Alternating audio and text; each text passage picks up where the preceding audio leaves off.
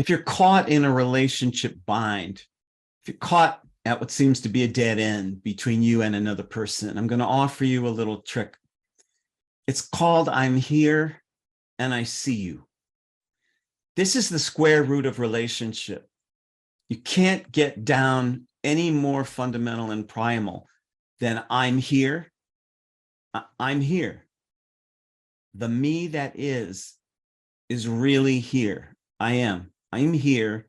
But not only am I here, I also see you. That's not I'm here and I need you to change. That's not I'm here judging the hell out of myself. It's simply I'm here and I see you. I see you. I'm here and I see you.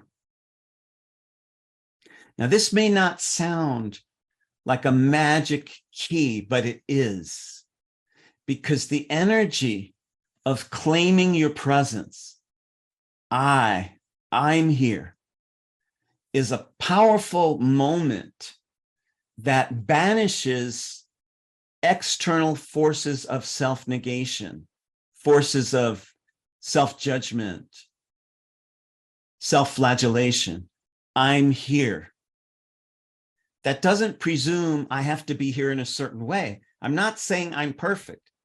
I'm not saying I'm here and I'm perfect and I'm better than you. I'm just saying I'm here.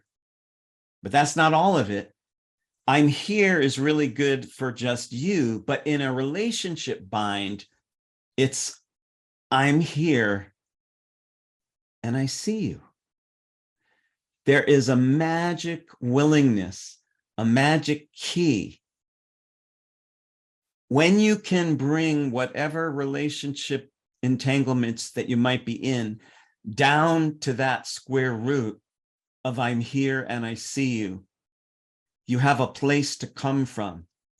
If you can draw the other person into doing the same thing and meeting each other there, then you have a chance.